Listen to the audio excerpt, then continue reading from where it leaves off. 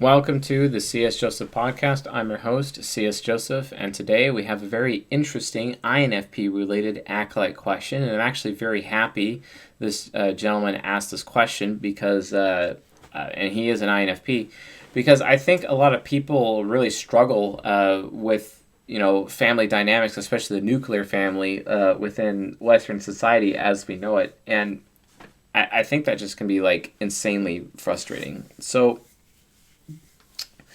I really want to have an opportunity to talk about that. I think we'll get that handled. I'm gonna have to narrow this down because this is like pretty lame mohawk if you ask me, but I don't care.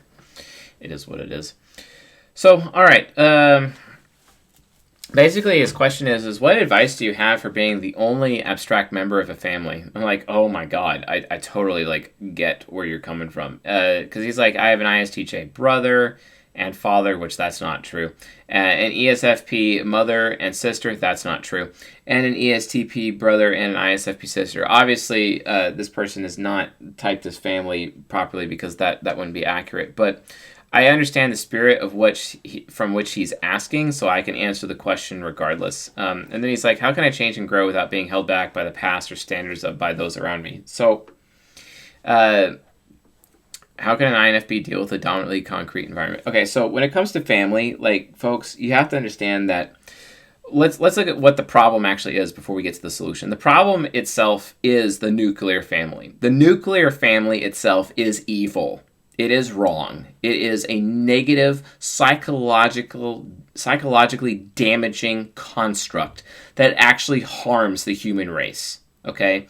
It is, because the human race used to be tribal, and the more tribal humans are, the more cognitively developed they are, the more mature they are, the stronger they are, the more capable they are. This is why a child would come of age and actually potentially be parents of children by the time they're 16 or 17 years old within their culture. Nowadays, that doesn't even happen for most men until a minimum of at least 27 years of age in our culture. And because of that, men and women are, like, for example, like the prefrontal cortex doesn't finish developing in women till about 24, 25 years old, and then up to 27 years old. I have a theory that actually developed a lot faster in a tribal society, because within a tribal society, your family was huge. And you had many aunts and uncles and many cousins and many brothers and sisters. Hell, you might even like actually marry your cousin or something, or have children with your cousin. I have no idea. Although technically, I was told recently that there was a study that said if you want to get the best genetics, you would want to like have children with your third cousin or something. I had no idea. But isn't most people third cousins of each other anyway? So I don't know. Someone help me out with that in the comments. Someone educate me there, because I don't know anything about that. So, but moving forward with this, like, I think it's really important to understand that the nuclear family is the biggest threat to our race of humanity, and it's ultimately stunting our growth. It is inhibiting our cognitive development, and honestly, humanity could have been a lot further along, technologically or otherwise, if we were more tribal as a society. And the thing is that given how bad things are getting for society in the near future, especially with the coming war in North America, with that coming war, and things are going to get really, really bad in North America, unlike, this could be completely unprecedented when this happens. But a lot of people are going to have to rely on each other.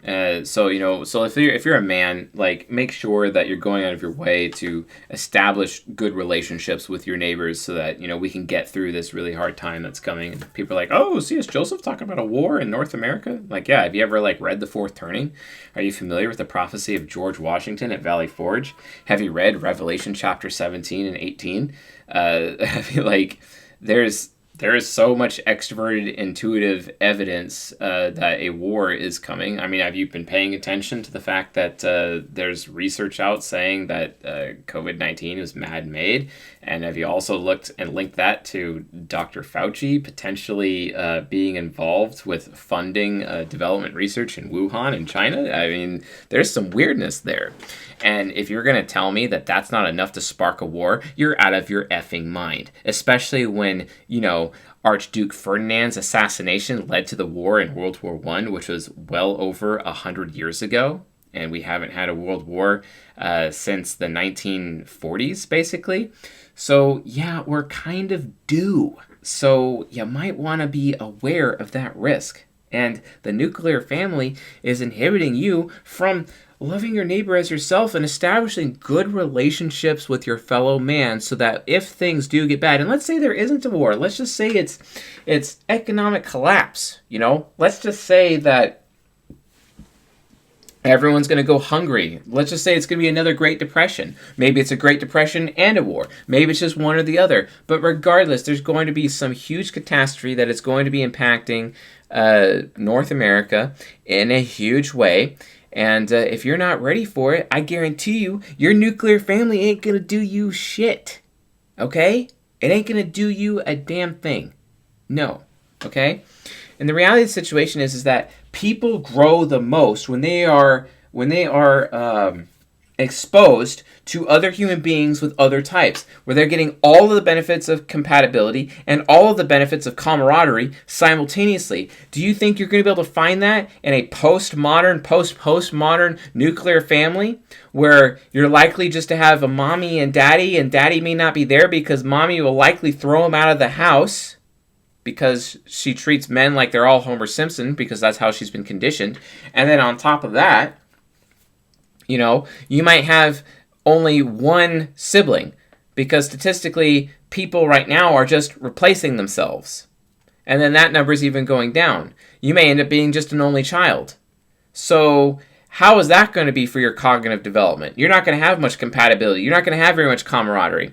Because think about it. When someone like in Northern Africa who lives in a huge family and they're very tribal, etc. in Northern Africa, and they have 14 siblings and multiple aunts and uncles. Your dad has multiple women that he's banging, and they're all producing more siblings for you, etc. And everyone has their own psyche, and everyone has their own type, and you're exposed to that much camaraderie, so you're actually a lot stronger, and you're actually taught a lot more, and you're exposed to all that compatibility such that you kind of know what you're going to be looking for in terms of women or men that you're wanting to have sexual relationships with, etc. You kind of have all that knowledge by the time you actually come of age, because you understand humans, because you're around so many humans, because that's how tribal society actually works, okay?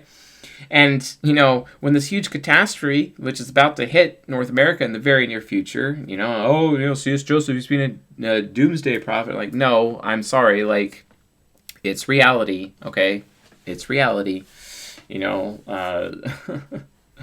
Don't forget, we are the woman that is riding the beast, basically, the beast being Europe, and the United States of America is the woman riding on the back of the beast, and the 12 stars on the woman's head, that is Israel. So, Revelation 17:18, Babylon is the United States of America, and Babylon is going to burn. So you might want to pay attention to those prophecies. But, hey, I don't expect you to, or anyone member of this audience, to actually care about biblical prophecy. That's fine, because you don't have to look at biblical prophecy. You can actually just go to Strauss and Howe theory and read their book, The Fourth Turning, and then you realize just how bad it really actually is out there. Or read The Overton Window. That'll really screw with you. Or how about The Crowd by Gustave Le Bon? That'll screw with you too. Or Propaganda by Edward Bernays. That'll even really, really screw with you. Or The Madness of Crowds by Douglas Murray. So it doesn't matter if there's a war. It doesn't matter if it's another Great Depression. But I guarantee you what's coming will be unprecedented. And you can even compare that to the fact that our sun is in a grand solar minimum. You might want to look that up too. So the point is that my NE hero can see the signs and the omens of the future because I'm prescient. Welcome to being NE hero. I'm literally like Paul Atreides, okay? I can see into the future. It's not hard. Just like any other NE hero technically physically can. It's not hard.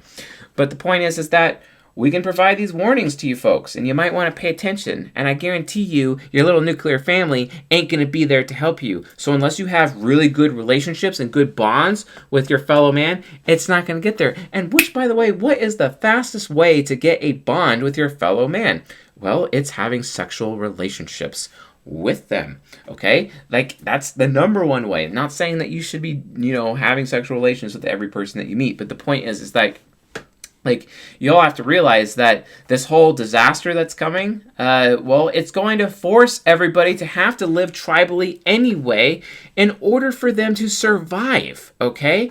Why do you think we even have a generation called the baby boomers? Okay, they are the generation that was born as a result of the strife in World War II. And this is one of the reasons why the elite are going out of their way to make sure that we don't have another war. They really don't want to have another war because of, guess what? They'll have another baby boom on their hands. And they don't want to have another baby boom because they want to get to 6 billion people on this planet within the next 20 years. And they're definitely on track for that. That's why almost every nation on the earth has a negative population growth.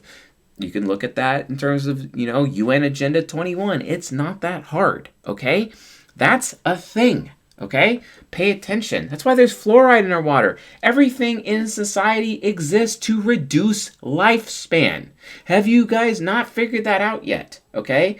It is to reduce lifespan so that people die more often. And you want to tell me that these vaccines aren't going to be reducing your lifespan? Okay, is your head under a rock? Come on. But it doesn't matter. The reality of the situation is there's going to be insane social change. And let me tell you, the people that adhere to nuclear families, well, their bloodlines are going to end, okay? Because their children are the weakest.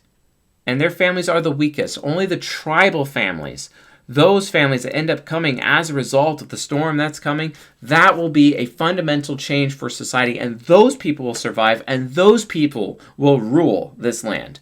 That is the reality of the situation, okay? So you need to be aware of that. So again, nuclear family, bad. Tribal family, good. If you need examples of tribal family living, you can read The Red Tent. You can watch the television show on Amazon Prime, Vikings. Okay, that's a very tribal approach.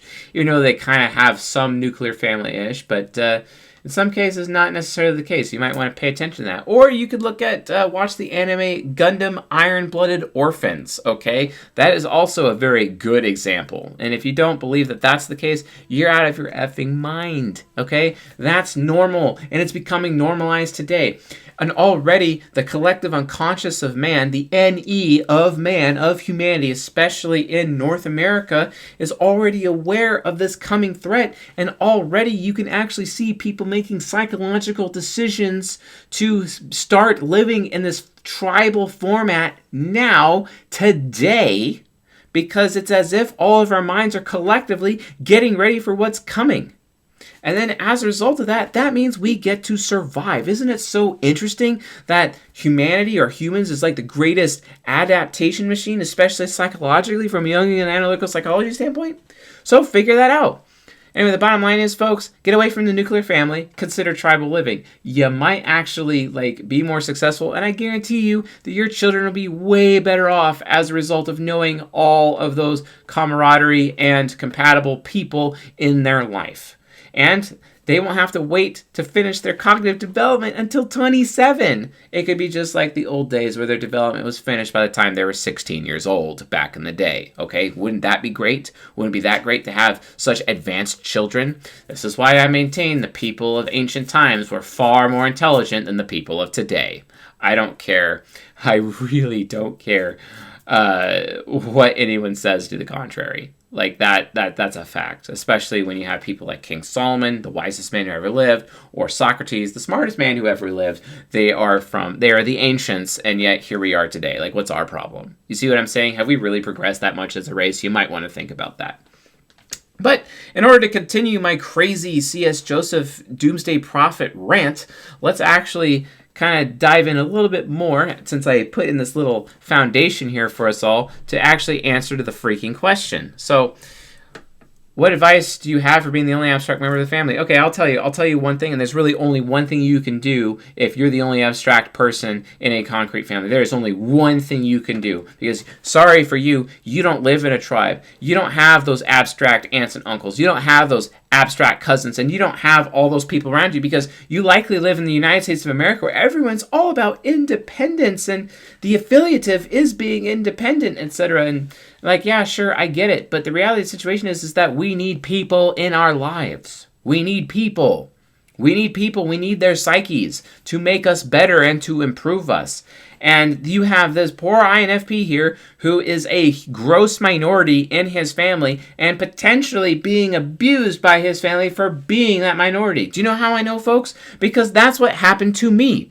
I was the only person in my nuclear family who was pragmatic. Everybody else was affiliative. And because of that, I was the minority. I was basically the super ego of my family. Chris Taylor, I really hope you heard that, because you and I need to have a discussion about the four temples and roles the four temples play within the nuclear family. Yeah.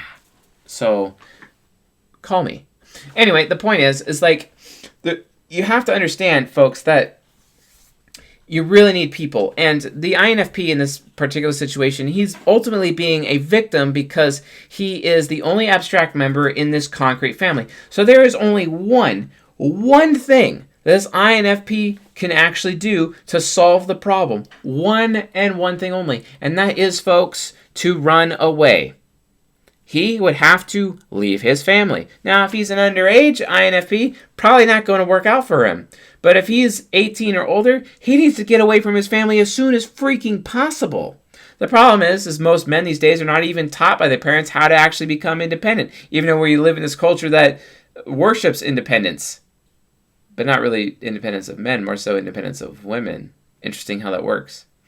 So the point is that, like, he's basically screwed. He's actually really screwed. How can INTP deal with a dominantly concrete environment? Leave the environment and go to other abstract people. Do anything you can to get away from your family. Do extracurricular activities if you're in high school. Go to meetup groups. Get a roommate and get away from your family. Get away from that environment. I had to get away from the affiliative environment of my family. So I totally get it. I totally understand.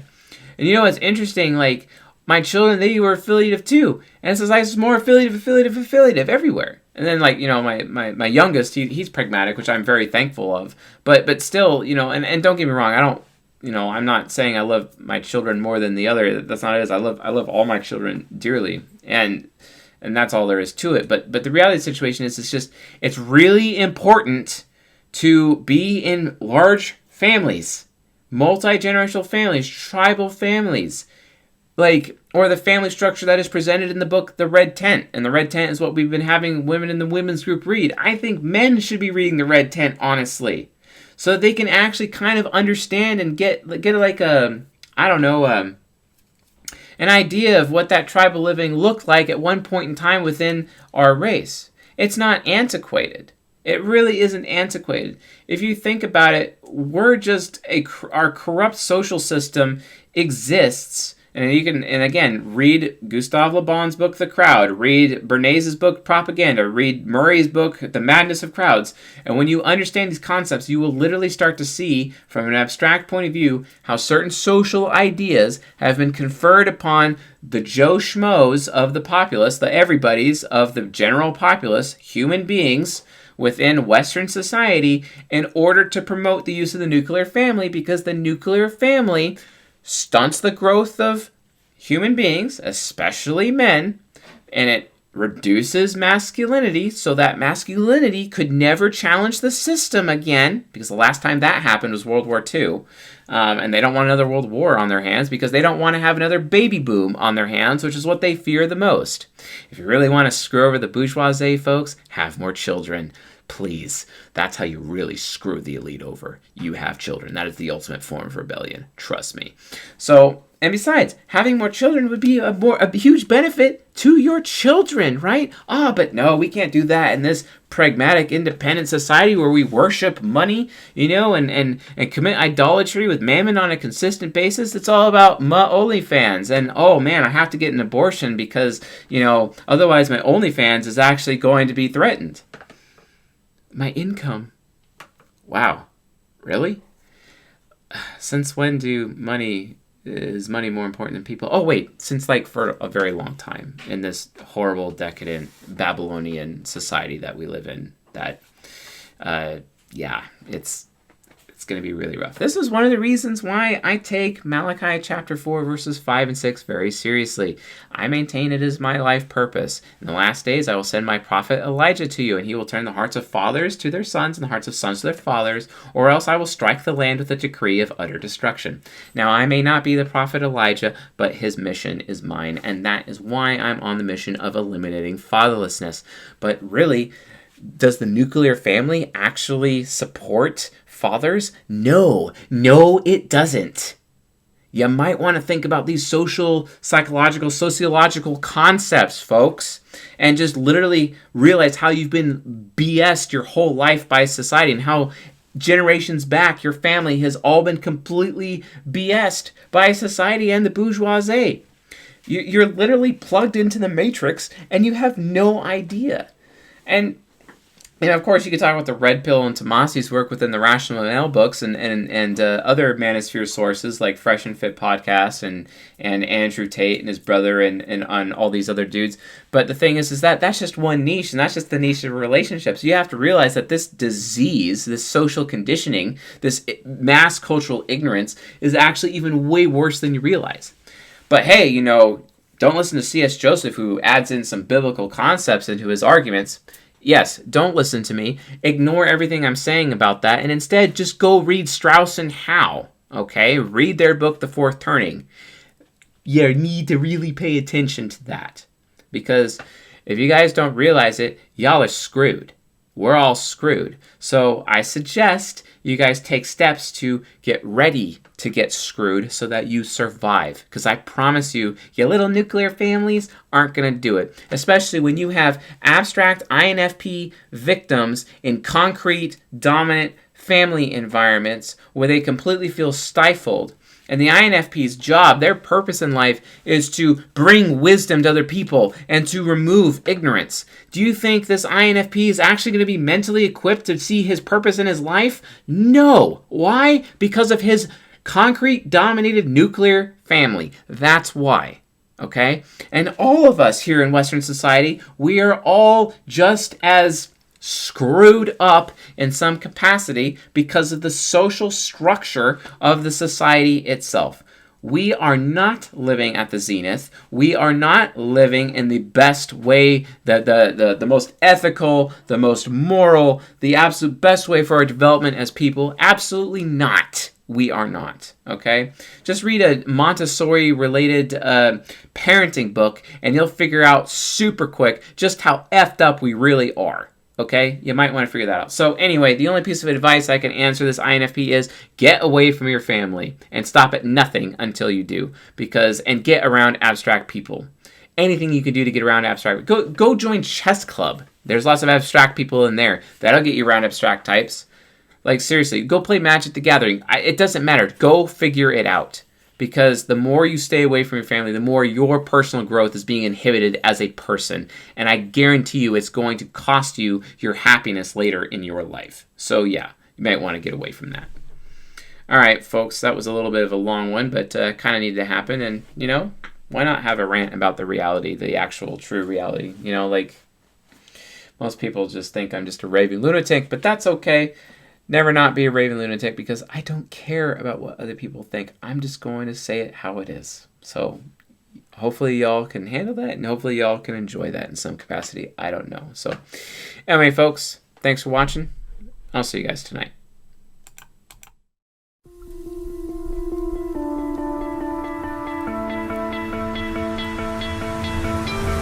You stole my heart of gold after my silver soul. Can